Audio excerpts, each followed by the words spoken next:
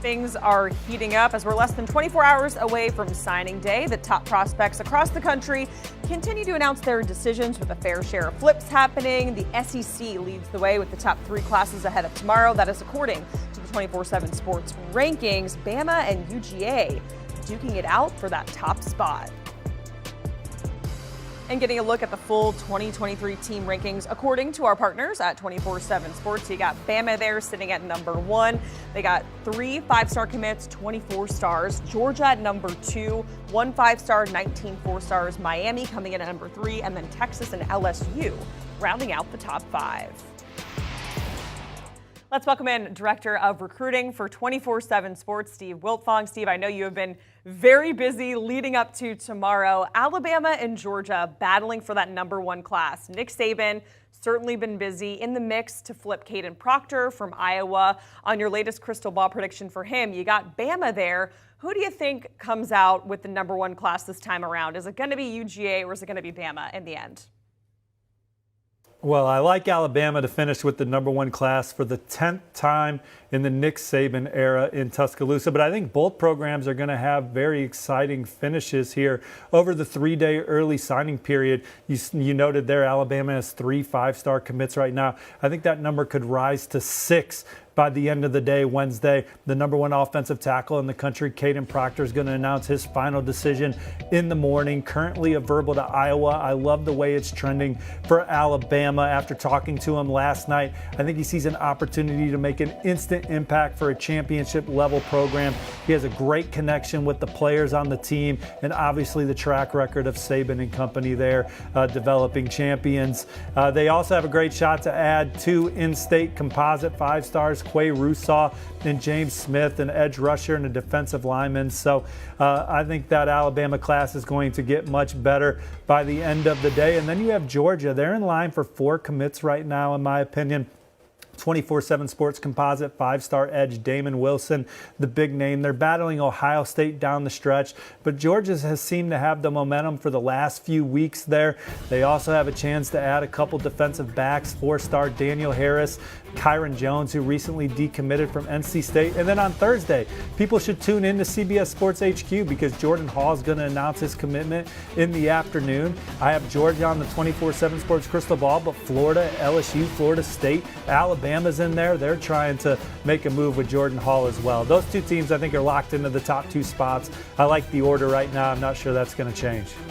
Miami also in your team rankings, the top 5. They're looking to add a number 3 ranked class. This would be just their second top 10 class and the first top 5 since you guys started these stats back in 2010. How big of a year is this for the Canes?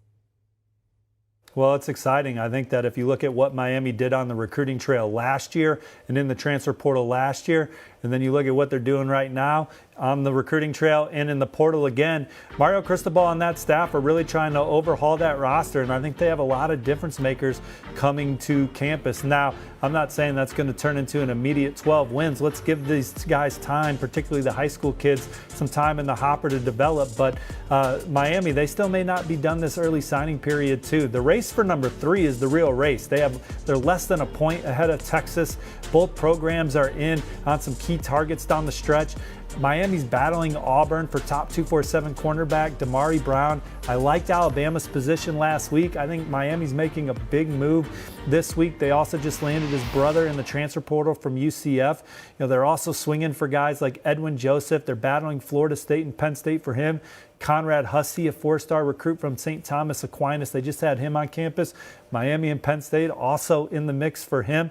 They're even trying to flip a lot of guys. I think they may be taking late flyer on some receivers. Sharif Denson's a defensive back committed to Florida that they're in the mix for. So Miami's certainly a program that's going to continue to be exciting all the way to the buzzer. All right, Steve, you guys have been calling this spatula season because of all the flips that we've been watching and seeing happen. Oh, yeah. 5-star flips to look out for, including safety Peyton Bowen, who is committed to Notre Dame. Oklahoma, they're also in the mix, but you just said Notre Dame is putting up a fight to keep them.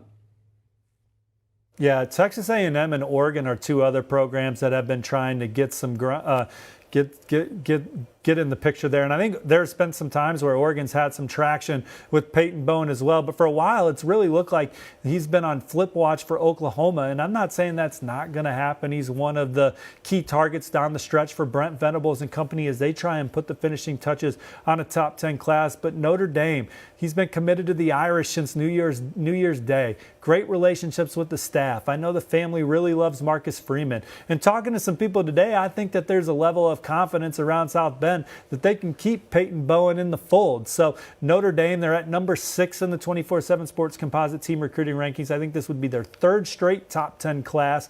And if they keep Peyton Bowen, it will be their highest scoring total in our 24/7 Sports recruiting standings since 2010, as you mentioned. Now, Oklahoma, I probably still like the Sooners, but I am getting information that Notre Dame is still battling here and shouldn't be counted out in keeping him.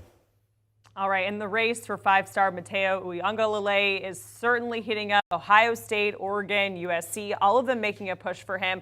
What's the latest with his recruiting news, Steve? Yeah, so this is the one that I think is one of the tightest recruiting battles coming down the stretch and could still go a couple different ways. My colleague Greg Biggins, who's out there in Los Angeles, 24/7 Sports national analyst, talking to him yesterday, he really got the sense that staying closer to home and playing at USC is something that's starting to really gain traction with him now. Oregon is a program that I've kind of always had my eye on as one that could make a major move here at the end of the process. They've had him on campus several times, including games this fall. And I think he really loves Oregon and the player development piece under Dan Lanning and what he was able to do at Georgia and helping build them into a powerhouse and national championship winner. And then Ohio State's been considered the one to beat for much of his process.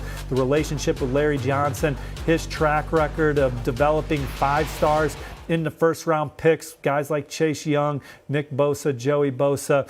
I think that really resonates with Matayo and his family, and the development piece for him is also extremely important. And so I think all 3 of those schools are battling. I don't have much clarity beyond that, and so that's one that's going to be one of the more exciting ones to follow going into the early signing period.